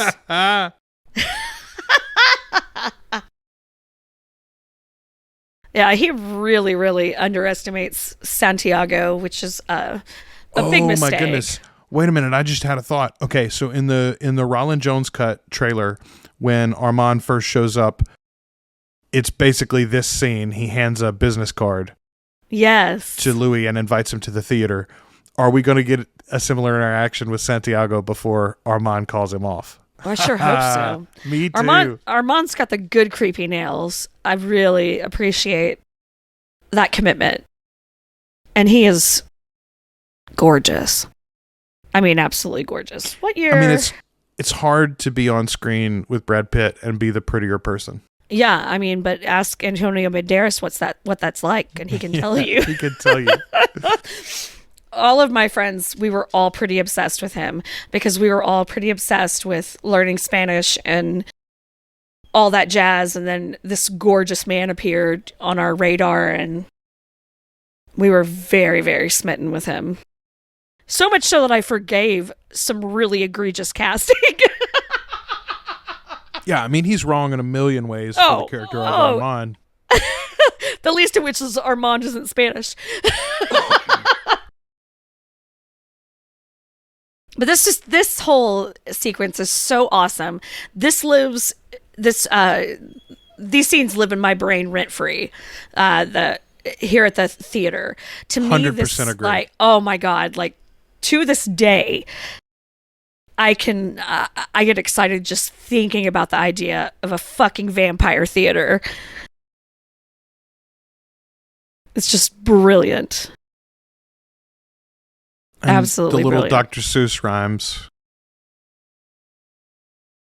And they're just like, it's just the smartest fucking way to like trick people is just by being a fucking vampire right in front of them. And that's what they do. That's what they do. It's just nuts. But it's very fun. I would go to this theater and probably accidentally get eaten there. But if it was Antonio Banderas, I probably wouldn't mind. What a way to go. I think about that line a lot. Each one of you, my clammy hands must touch. That's how I feel when I meet new people. This poor girl, she's so scared. And they think she's acting. It's so bad. What a show they put on. Oof. Man, and the set design too. Like, yeah, amazing. The production values of this were incredible. Just like, I mean, I would say the series had a lot to live up to. Oh, it absolutely did. It absolutely did. I mean, and kudos to, I mean, obviously this was a corporate affair, but kudos to David Geffen for putting this in motion. Yeah. And giving the creative keys to Anne to write the screenplay, to Neil to put it together behind the camera. Liberties that they took with the adaptation aside, this is a labor of love, and it shows in the finished product. There's a reason why this one is still so widely well thought of, and Queen of the Damned is not. Yeah. I mean, Queen of the Damned is widely panned. It is not of the same quality as this at all. Not really not on any level. That little turn right there where he pulls her out. I love this woman. Me too. You wait your turn. But this Armand does a similar thing in a minute where he grabs her by the neck and forces her outward towards the crowd. Yes. Ooh. Those two moves are so good to me because it's like it's forcing her to confront what's about to happen to her. It's forcing the crowd to confront what they're watching, even though they think it's all for show. Yeah, it's wild. The TV series is going to do this shit so well. I know. I know. I was just thinking that. So serious. I mean, Okay. he just looks. So from the novels, do you remember what does Armand call it? Those who wish to die? Is that what he refers to them? When he he goes out into the city and he just calls those that want. Oh to come to yeah, him? that are people that want to die, people that want death. I think that's what he says. Those who wish to die, but there's Oh a short God, they're story so even about it. creepy, fucking crawling. Right when they're crawling behind him. But there's a short story about that aspect of Armand's power, even that she put it in Playboy, I think, once upon a time, where he calls to those who long for death for one reason or another. Antonio Banderas' entire person in this film is based off of that short story, in my opinion. Like, it's all sex and that staring into the abyss, kind of want to fall off the edge of the building thing. There's a French phrase for that. You know what I mean? Yeah. The something of the void, the call of the void. Call of the void, yeah. That's like a real fucking thing that some people have. They're like, when they're up on something tall, like Brett, my husband, talks about that. He has that feeling when he's up on something tall. He's like, I could jump off of this. Oh, I think, which is so crazy to me. I'm like, why would that come into your head? I think it can happen to anybody under the right circumstances. Just like that idea that anytime you're up somewhere high, you have this like. It's not like you have any want to do it. It's not that you want to die. It's literally just. But it's what just if? like, what if? Yeah, everyone's leaving like appalled and horrified. Yeah, they're like, I spent $50 on those tickets. Holy shit! Did that lady just get eaten for real? Yeah. So, man, I will say, if you don't know the history of this coven, I always felt like, what an unappealing place to live. Now, if you know they came from the sewers before they moved into this place. Right, well, this is an upgrade, kids. Yeah, catacombs are a super sexy place to live. Okay, this redhead here in the front, I am so sad that we don't get more of her in I this am too. entire She's film. fantastic. She's nuts. She's just fucking crazy. Right? Like, there's a whole story there. See, and this kid looks more like Armand than anyone. I literally feel like they cast him specifically like, oh, you want curls? There you go. Here you go. Here's your childish curls. But see, okay, and he's that's just another been thing like from eaten all over. He's got all these bite marks. right. That's another thing from the. Oh, I love that when he turns the hand. Yeah, I can't. He's like, not there. Maybe here. And he's so excited. Ooh. But that's another aspect from the books. In the books, it's interesting because Armand is so young, but just above the age where it's dangerous on its own, like it is with Claudia. And also, he's such an old and powerful vampire at this point, it doesn't matter so much. But we didn't get to deal with that nature of the relationship because he's Antonio Banderas in this one. We're not going to get that in the TV series either because he's an older actor in the form of now I can't remember his name. Anyway, he's a much older actor. He's not played as a teenager at all. I kind of miss that. I mean, don't get me wrong. I don't want a bunch of kids in this movie, as we talked about with Kirsten Dunst. It's inappropriate. But at the same time, it would be interesting if they had a little bit of that in common. Yeah, it would be. I think that's one of the reasons why he ends up with his fucking weird science experiment with Claudia, is that I do think there's part of him that feels horribly for her, that feels like, that can relate to how she must feel in that body, like. Absolutely. Here we go. Burn them fingers. Oh, Antonio. he was just, my God. I wonder if Assassins had come out yet. Had I seen Assassins yet? That was a hell of a thing. I was trying to wonder whether Desperado had come out. It had to have. That had to have come out. I think it did too. I know El Mariachi was already out at this point, but I think he had already made Desperado too. Yes, sir. Yes, sir. Thank you. Thank you for that moment. 14-year-old Ashley says thank you. 44-year-old Ashley says thank you. We found the moment when Joel got a stockings fetish. We found the moment when Ashley fell in love with candle wax. Yeah, It wasn't Madonna, folks. It wasn't Madonna, though that didn't help. At 400 years old, I am the oldest living vampire. Lying liar who lies. Yeah, I mean, he knows for a fact. He knows he's not. It's also interesting to me, and he does this in the novel too, like he doesn't pretend to give Louis any answers or know any answers, but like this is a vampire who fairly recently, for his lifespan, believed that they were children of the devil and they were literally there to serve the devil. Armand definitely, if there's someone around him that has a bigger idea than he has, he's going to go along with that bigger idea. Like he falls into those traps really easily. He can be very convinced of of someone else's way. See, okay, like right there, come beloved. Yeah. That's not the way you talk to your daddy. No. That's how you talk to your daddy. Yeah, but not exactly. Your dad. Oh, yikes.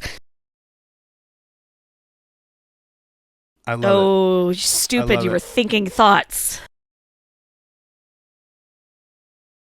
And this is... which I think they already know because Lestat's already been back to ask him for blood. Yes, in the novel, Lestat's there already. Yeah, he's there. Kill your own kind. That's a crime.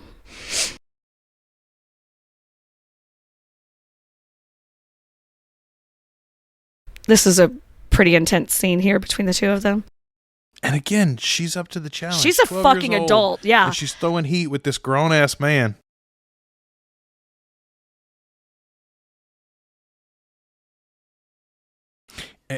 He finds it as dull and lifeless as we do. That she reads Armand so perfectly. Yeah, she does. She does. She's got his fucking number for sure from Jump. But what would become of me?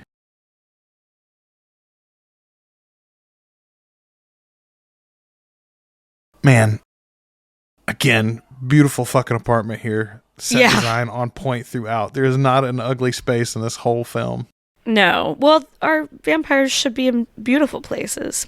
Unless, you're Louis living in a shack with your books, I guess. So the performer in me was very excited that we got more of the play here. I was too. Yeah, it's ridiculous. It's so good. It's like, it's not just 3 scenes. Good deal. Yeah, I was always very into the vampire theater. It does. I mean, that's the dream, Joel. It does kind of make you wonder, though. Like, do they have a full length show, or do they choose? Here's the 5 scenes we're going to do, and like they roll it out on a rolling format just to keep themselves entertained. Right. Do they eat someone every night? Is that always included? Oh, I assume that one was always the finish, but it's like the 4 or 5 we go up to it are different maybe from time to time. I mean, look at that costume. It's so beautiful. But again, as you said, that's a grown woman's dress. Yeah, that is not a child's dress in any way. An adult's dress. And here we meet Madeline. I'm excited for Madeline to get a little bit more time, perhaps, in the series. I think we're going to get to know her at least as well as we got to know the character in the book, Antoinette, in the first season. That was a really good turn. Antoinette was fun. I had a good time with that. Here too, though. Again, Louis' indecision. So soon. So soon as he comes around that corner. Boy, stare at me like that, Antonio. Please, pretty please. But you asked the wrong questions. Louis' indecision here. Like he doesn't agree with Armand, and he doesn't want to abandon Claudia, he says. And yet they've just fucking made it clear that Claudia is in danger. In danger, yeah. So you stay there and you hang out with them. You hang out with this hottie and keep talking to him. You are, putting her in more danger. So Armand the stamina does here, for immortality. Right. I love that. Armand lays out here what we were talking about earlier about like the ennui of living forever. Yes. How tedious. That's why they like occasionally a vampire will just be like, I'm gonna bury myself for a couple 100 years. Yeah. Or they make a new companion even though they don't really want to make any more because I need to fall in love with somebody and they can explain how the world works for me. Yeah. And that's literally what Armand's saying to him here. I need you to understand this time that we're in. And well, this is the most concise description of Louis. I got nothing for you. Yeah. I am a wishy-washy sad sack. I want to sit in a dark, moldy building and read books for the rest of eternity. How about that? I mean, part of that sounds good. But like, can't we live in a nice place? With a really good bathtub and...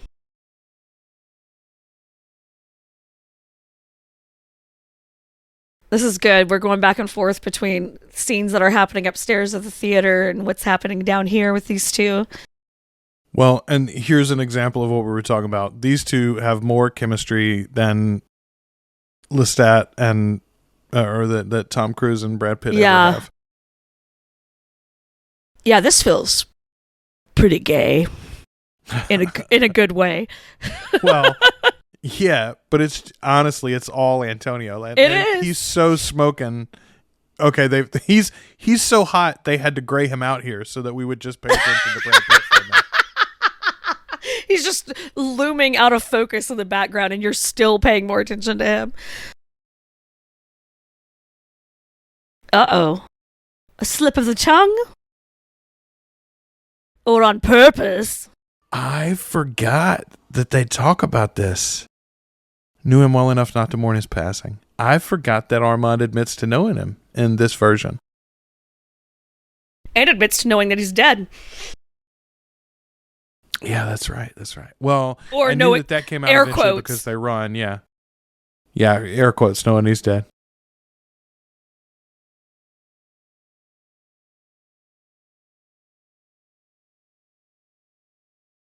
She gonna force the issue, Louis. It's gonna... God damn that green dress. Holy moly. They look beautiful and they match. They look so gorgeous together right here. That green dress is epic.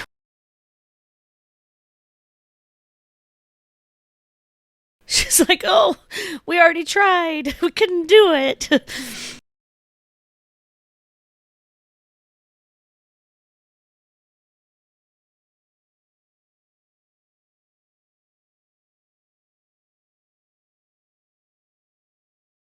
God, her fury is so good. Yeah, she's so angry.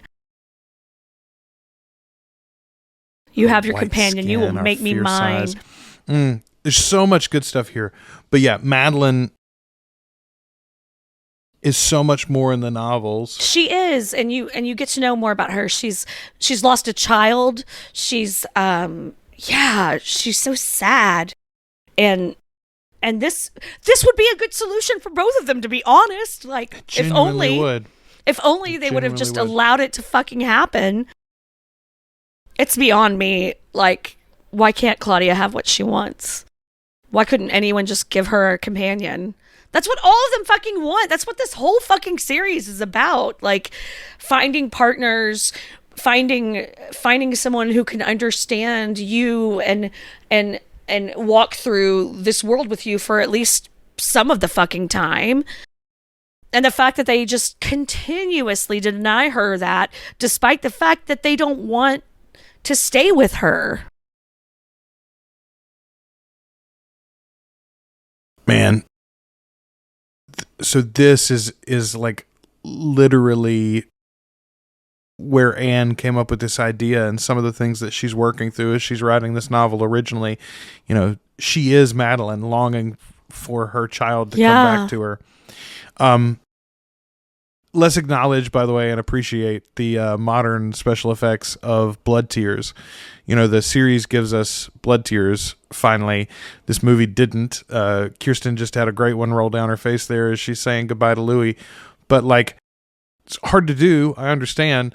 Also, doesn't make sense for vampires to cry normally if they're not going to eat and drink, and most don't. Like, what are you going to do? They don't have any liquid in them. I love it though. I've always loved that little part of them, that description of how when they cry, it's blood. Like I don't know. It's always been it's like you and the cloud gift. It's like been the thing, and one of the things in me that I've really loved about these vampires. Yeah, it's like it's tragic and beautiful and disgusting and all of those things. Yeah. Yeah. Okay, I always like this, and I can't remember exactly how this scene plays in the book, but the fact that he's out there laying cold and not paying attention at all to her mortal death, which is something that he complains in both the novel and the TV series about Lestat doing to him. Hurt people, Ashley. I don't know if you know that. I feel like I have both heard and experienced that. Yeah. Yeah, he's so, fucking Louis. Louis. And to make her feel bad about it too, right? Like he's sitting out here pouting, and then he's like, "You've taken the last breath of me that was human." Like, what a bitch! What did you do to her? And then, yikes! There's my redhead. It's time for justice, little one. She's terrifying. This is so scary. This was so scary when the first time I watched this, them busting in was such a jarring, frightening change of pace and what was happening. It was so quiet. Everything was so quiet. And then, whew. Eternity in a box.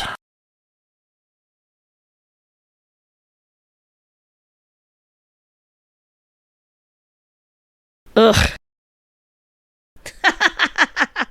Oh, he's such a dickhead. I love it. Absolutely. I'm really excited about the guy that's playing Santiago in the series. He looks like such an asshole. I'm just like mentally and emotionally really ready to experience all that. And Armand's gonna suffer so much right now. Oh, if only I could have done something. Right, which is such bullshit. Like, you did do something. A complete cop-out. It's a complete and total cop-out that he tells Louis to make himself feel better about fucking all everything of up. This. Yeah. But you're absolutely right, by the way, about the terror and all of this. Like this, and it's crazy, but they make the coffin so horrible in this moment, even though we watched him get in a coffin like a dozen times. Yeah, everybody has. It's not been a fucking big deal ever, and he is locked in that. He can't get out. It's tiny. They're fucking dragging it down the goddamn stairs. He knows that Claudia's in danger. That's the other thing, is that, like, being trapped like that and knowing that something terrible is happening to someone that you love, fuck. I'd burn this whole place down too.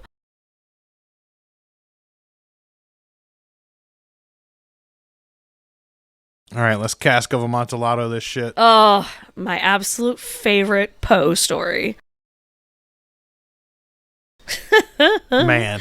Okay, so they can just rip this all right here. Directly from this, yeah. Rip this directly and put it in the TV series. I'm fine with it. This Sunwell. Oh, it's so scary. It's awful. Such an amazing scene. And they both do, again, I don't know this actress's name that plays Madeline. I don't either, but she's fantastic. So, and Claudia is so a child. She so feels like a child again in this. The way she's... all of the maturity has gone. It's like, it's so scary. It's just the terror of death. It's so scary. And the special effect is incredible. Just incredible. Oh, And again, those beautiful dresses oh, just add to it, right? all that taffeta. My God. That's pretty much what the eclipse looked like the other day, guys. Oh God, Joel, wasn't that incredible? Oh, It really was. Listen, I'm so glad I've you got heard to my whole experience life that. that this was like a big deal, and And he can- Kelly had been showing me for weeks what we were going to experience, but like it really was. It was life changing. It's genuinely an awe inspiring thing to see that. It was incredible. But why let them box him? Wall up if him he's gonna up in the break them wall out? if you're just gonna fucking undig him out of the wall. Thank you. And I feel the wonder same how way. this is all going to play in the show, like how they're going to explain the politics of this or whatever of Armand's decisions. Okay, why are you acting like you couldn't breathe in there? Now, calm down. Yeah, you're going to. I guess he was screaming, but I'm like, you're already dead. It's not like, oh, I cannot help her. Nope. I will only risk losing you. If he tries to help. Oh, if he tries to help, okay. If he had tried to save Claudia, he would only risk Louis being killed. Believe me, I've analyzed that line extensively. Okay, and see here, the Coven members are up. Like they see that. Yeah. I mean, I guess this was a lie. I guess maybe that was the deal. Is like The intention we'll was let you never- have Claudia. Yeah. and I'm gonna let you pretend to lock him up, but that, like, I'm gonna get him out, and you can't do anything about it. Ooh, Yeah, that Jesus. that effect right there of the two of them frozen in ash is so affecting. I think Brad Pitt's sad. Yeah, that's beautiful. It's so well done. Oh. And I mean, okay, we've seen a little bit of that ash falling effect already in the show when Louis went out in the sun in episode 2. When they burn in the sun, for sure, yeah. That's going to be real good, folks. Real good. Oh. Okay, him covered in the ashes here is a really great moment, too. Like, this is a really good look. He's smoldering in the ashes. Well, and it's one of the few times where I really feel his emotion in the film. Yeah, too. absolutely. Generally, he's so mid in this. And here, his horror for Claudia's loss, I get it. And also right here, you see the machinations of what he's about to do. Like, he's like, Oh, fuck yeah. this life with Armand. I'm about to wreck some shit. I'm about to find a scythe and cause some shenanigans. God, That fucking smirk. What a those dick. green contacts are so good, too, though, man. They are.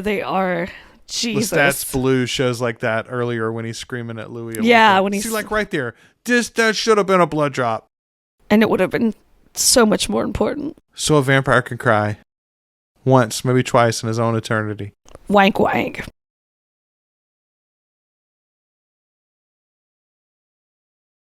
I took such revenge on them. Okay, this is honestly I love the this. thing that I'm most looking forward to in season 2. The stuff with Lestat is really going to pay off for me in season 3, I feel like. Yes, This I is agree. the moment for Louis that has always been good to me. I love this I from the love book. this. Yes. I loved it even more in the movie, honestly. Yeah, this is very cathartic for our boy. And this is just sweet revenge. He is Well, and it's so genuinely furious. the first moment of true decision from Louis Right? in the whole story. Right. He's like, enough of this. I choose to do this. Everything else, he's kind of like an accomplice. You know, he's a accessory after the fact. Whereas Yeah, this is like, he's choosing this and he's about to fuck y'all up. Nice. And like Armand doesn't stop this at all. No. He helps Louis get away. But I don't think there's any implication in the novels or here in the movie, definitely there's not, that Armand thought that Louis was going to do this or even was aware. I mean, he probably read his mind and realized it was happening as it was happening. But I don't think Armand premeditated or put things into a position where Louis would do this for him. Not for him. No, I think he knew it was coming, but I don't think that he. I don't think that's something he set in motion on purpose. Yeah, and he was tired of all these shits and doesn't mind that he burned them all. Right, he's like, bet, I'll move on to the next thing. But I think Armand would have just left Paris if he had seen another way out for him without Louis and left these guys behind. I don't think he would have burned the theater down. No, because you can just leave people to fucking do their thing. You don't have to. But here we go. We're gonna cut him in half. Oh, I love it so much. God, the behind the scenes on that was pretty cool too. Watching that mannequin come apart. God. But see, okay, there's a great example too, and this happens a lot in the books. Vampires will underestimate Louis. Louis is not nearly as powerful as almost any of the other vamps, and because of that, and he's mopey and he's whatever, and so they're all like, "Well, who fuck Louis." Right. No, man, Louis will cut your ass in half and burn your house down. Don't even think about it. He will burn your house down repeatedly, too. He'll burn your house down in 1850. He'll burn your house down again in 1910. He will also burn your house down in 1965. Just give him a chance. I love that shot of the horses coming out of the mist. Yeah, too, so good. Oh, it's fucking smoke. And it's the kid! Fucking lunch boy is the driver. Our lunch boy. What a cute little snack. You want to talk about truncation, by the way. Okay, so in the novels, this is probably 2 or 3 chapters of their life afterwards, kind of wandering around Europe and learning the world and him many training years. Armand. Yeah, it happens for a long time. Basically, like, he kills the coven. Armand takes him to a museum, and he's like, I'm tired of you now. You bore me.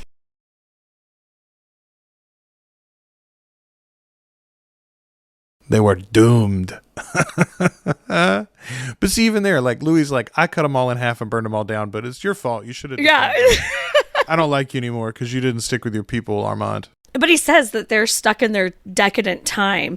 And the thing he says to Louis, a few scenes ago is that I need you to help me understand the time that we're living in now and how the time is changing. Because I guess he feels Louis is closer to his humanity still than obviously Armand is after 400 years. What if all I have is my suffering, my regret? Poor sad the mopiest Louis. Of vampires. But everyone loves him. So many of them love him.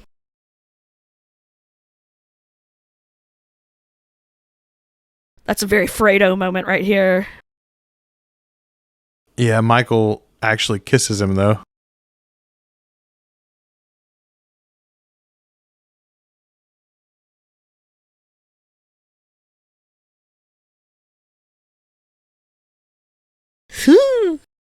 Boy, in 94, there was a lot hanging in the air there between those two. Man, it was.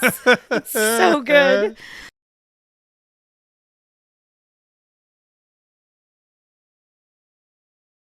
And you want me to quicken you once more. Ugh. And that's very, very true of Armand. So I mean, here, the way they play it, like, he literally, like, they drive out of the city. Right. And the next town they stop, Louis like, you know what? Fuck off, Armand. Yeah. I'm going to go on my own again. Somehow, though, that makes more sense to me because he did just burn Claudia. Like, it makes more sense to me that you would have a little bit of a beef with this motherfucker.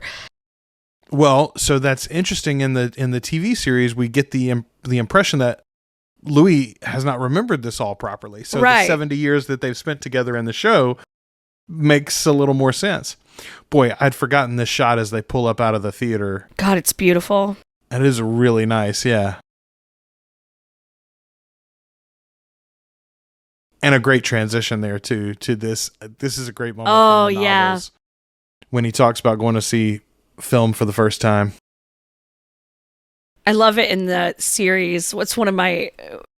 Brett and I laughed so hard when they're watching Nosferatu and and laughing about it and then acting it out later. It's so great. Speaking of Nosferatu, did you see there's a new adaptation of that's coming out Yes, I did. soon? Super Willem Dafoe, I think, as Have you watched Poor Things yet? No, I still haven't seen Poor Things. It's on my list. It's great. Willem Dafoe, no one's really talking about how fantastic he was in that. He's fantastic in it. Well, again, you want to talk about makeup and costuming. That movie looks just amazing. Jesus. And especially his facial apparatus is outstanding in that. Oh, incredible. Absolutely incredible. It's really good. Ah. So, and again, like we talked earlier about, Tom Cruise gets written out of the movie like an hour and 10 minutes in. There's 52 minutes left. Always surprised me in retrospect. And I mean, I guess it's just because everybody assumed that there would be a sequel. But this scene is such an odd one to bring in from the book if you're going to wrap the thing up. The way that this all plays in the movie is very odd to me if 30 years later they never made another one. Yeah.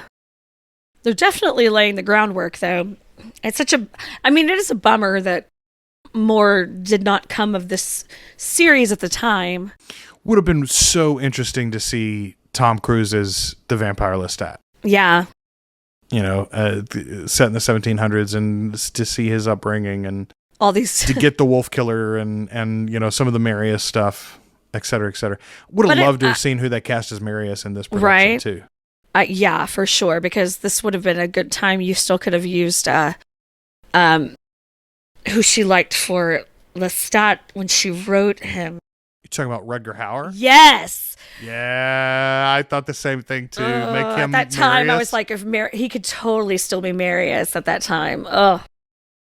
And I had seen Lady Hawk. Jesus, tap dancing Christ.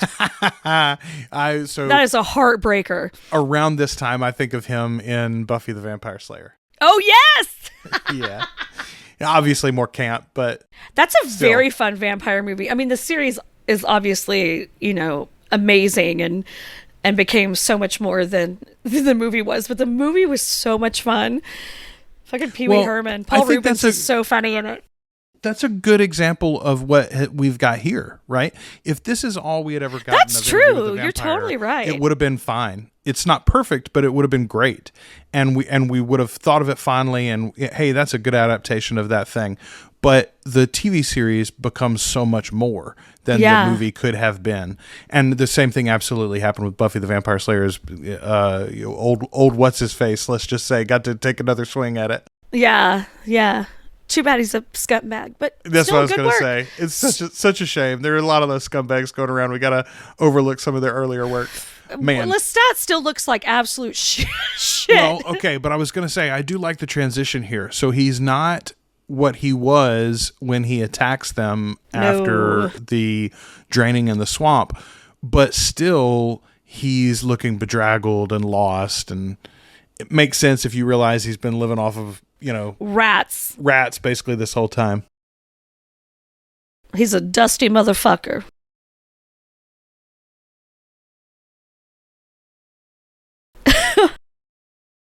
And this scene is in the book, right? He does go see Lestat as a kind of decrepit old man.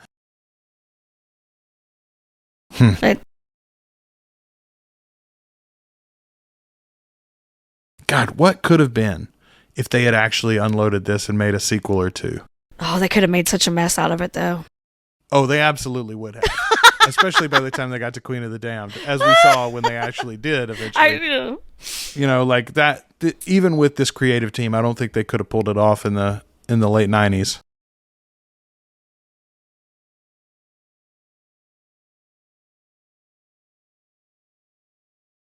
The More I Wanted You. Where does that come from? That's not on screen.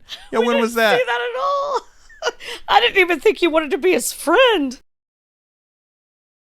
And he's so scared of the modern shit.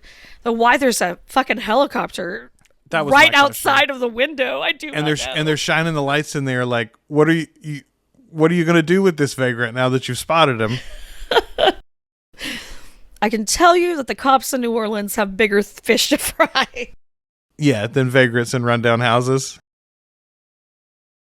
Funny enough, some years later, Brad Pitt would buy this home and rehab it into a very affordable neighborhood.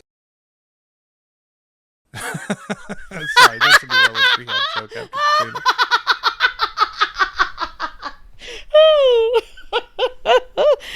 That's a Katrina joke. Become the old Lestat. I do like this pitch, and it's so funny too. I mean, I guess we've talked about how beautiful he is, but everybody in this movie just really wants Brad Pitt to hang out with them. No, they do. They do.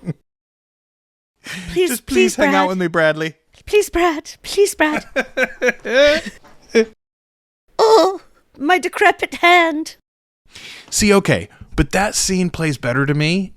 I think if we had seen Lestat in Paris, and he's literally wearing the same outfit, like the lace there on the sleeve. That would be incredible. If that had literally been the outfit that he left Paris in, or I feel like that hits harder. Or if at any time I felt like he really gave a shit about Louis.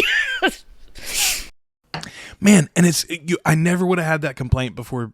I wouldn't either. TV series. I wouldn't either. But it's like we talked about, like that scene with them in Jackson Square sitting on that bench. They have more chemistry in the 10 seconds before they speak than these two had in the entire fucking movie. And you and I are both with partners that we adore and genuinely like to spend time with. God, but yes. Even in a relationship like that, your partner can annoy you in a way that no one else on earth can. Like when you live with someone, that's a friction-full relationship, right? But the TV show gives us the other side of it. It gives us that magnetic pull. Yeah. Even in those moments where you hate each other for a second, like if this motherfucker chews loudly one more time, I'm gonna cut his head off. But at the same time, I'm gonna smother you in your sleep, you snorer. There's nobody's ass that I rather be pushed up against. There's no one, I like to pull her hair out of my butt crack. That's what my wife jokes all the time. Yeah, you might slide into his DMs, but my hair is in his butt crack. And it's true, man. Like, anyway, you get that in the series, you don't get that in the movie, and that's 100%. Like the one biggest thing. Okay, that look from Louis awesome. is the best look ever. Yeah. Yes, and we're gonna get this scene obviously in season 2. We've seen glimpses of it from the trailer. This is so scary. It's so intense. It's Louis after I just told you this whole fucking story about how awful eternity is. Yeah. And you want it, you dare to ask me for it. And then this is something that I love here. He's going to get into the coolest fucking car on earth. Now, wait a minute. We need to say, though, this is junkie Daniel Malloy. Right. Can't afford his drink at the bar. Right. But has this Mustang. But drives this primo fucking restored Mustang. And then here in a second, it's going to get scraped down the side of this bridge, and my sister cried. Okay, my cousin had that car, by the way. My cousin was nice. He's a gearhead. He runs a mechanic shop even today. And he had that exact Mustang in a convertible. His was blue. But in my brain, this car is blue. In my brain, I remember this car being blue. I don't know why. That's funny. I was like, why is it fucking orange just now? I thought that.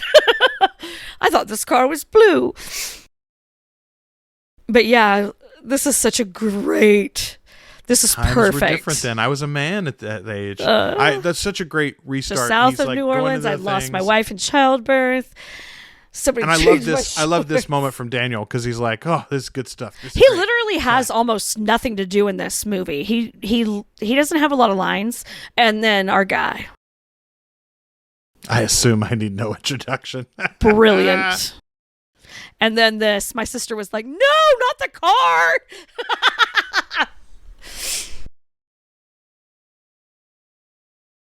Oh, here we go. Here we go, Daniel Malloy. You're Another in for great a transition fucking there. ride. And then straightening the lace on the collars of the cuffs. And this he's is my listening favorite. to Louis talk about meeting him. Louis. Still whining, Louis. It's a good line, but it's not true. Tom, you hadn't been with him for a century. I'm going to give you the choice I never had. Best final song Yes! in a movie Ever. probably ever. Perfection. Put the song at the top of my playlist to this day.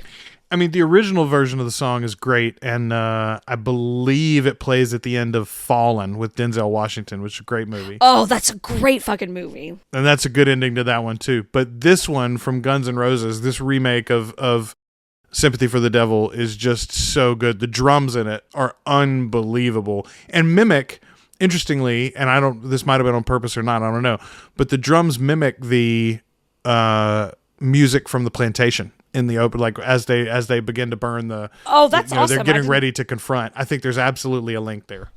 Amazon would like to know if I like Interview with the Vampire. Well, like or not for me. Let's give it a rating, Ashley. That's a good question here. Real quick, the credits are rolling, and there's a lot of people whose roles are New Orleans whore, second whore, whore on the waterfront, and I just want to say, I think we say sex worker now. It's not the preferred nomenclature, dude. It's not the preferred nomenclature, dude. Sex worker, please. Yeah. So I think this is easily a 4-star movie even today. Lots of nitpicks, as we talked about, changes that you'd make to the adaptation, things that they left on the side of the road, like the chemistry between their two main characters, for instance, the sexuality of it all. That might have been something to include. I don't know. Yeah, it was a choice, though. But even with those problems, what the bones of this story are great, and this is a adaptation told by a group of people who were way into it, honestly. Oh, for sure. I mean, and Neil Jordan at this time was making some of the best he was swinging for the movies. fences. Yeah, he was really. I mean, he's a great storyteller, and this is just another good example of it. Hard to believe. Okay, so first of all, this and the OJ trial happened in the same. Well, not the trial. The OJ chase happened in the same year, by the way. Oh my god! Both of those are 30 years old this year. Yeah. Yep. Yeah, this is a great movie. Like, it still holds up. It's not a perfect movie, but it's a very good one. And no, if somebody was like, "Hey, you want to watch Interview with the Vampire?" I'd be like, "Yeah." The answer Why is not? always yes. Why the fuck not? Yes. Why would I say right. no? Here's a question for you. If this happens to be on cable and you stroll by the screen, what scene is the most likely to absolutely catch you and hold you through the rest of the film? What scene's playing that grabs you first? I would say the whore on the waterfront, judging from the casting list a minute ago. So the first woman that they kind of meet and Louis learning to feed for the first time. That right probably, there in the bar when she asks, "Does he kiss as deep as you?" Does he kiss as deep as you? That probably, if I hadn't caught it by then, I would definitely get drawn in there. Yeah, I think I've always loved the scene with the two girls in their townhouse. Oh yes. That's one that'll always pull me in. When Claudia expresses her rage when she's screaming, the other one is. Who did it? Who did it to me? Who did it to me when she cut her hair? And yeah, when she cuts her hair and comes out of the room all on fire. Those are probably the two most like grab me and hold me scenes of the whole thing. Which honestly, if somebody wins the movie for me, it's Kirsten Dunst. Yeah, she wins this movie hands down. Best performance of anyone in the film, and I still adore her to this day. Yeah, she got a great body of work too.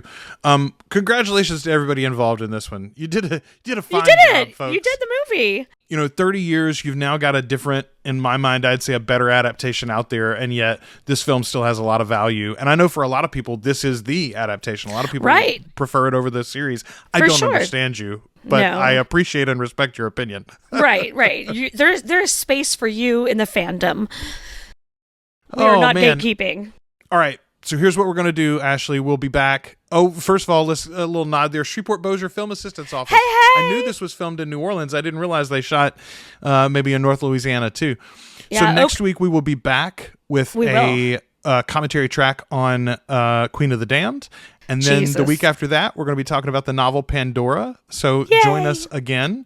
Any final thoughts before we wrap it up, Ashley? No, this is a good time, and I really need to pee. It is that time for everybody, I think. All right. Until the next time we talk to you, we have been your hosts. I'm Joel. I'm Ashley. And that was Interview with the Vampire. That was Interview with a Vampire. It's the Articulate Covenant. Aw, in In memory of River Phoenix. Phoenix. Oh, pour one out for a real one. All right, That's folks. right. We'll see you next week. Bye-bye, everybody. Bye.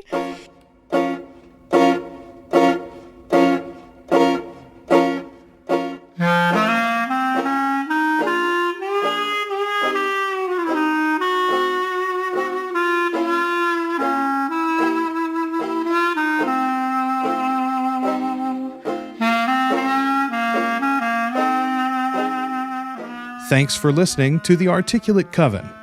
You can join our community on Facebook by following the links in the show notes or searching for Articulate Coven on Facebook. You can subscribe to the show in Apple Podcasts, Spotify, Google Podcasts, or at articulatecoven.com. And share us with your Anne Rice loving friends.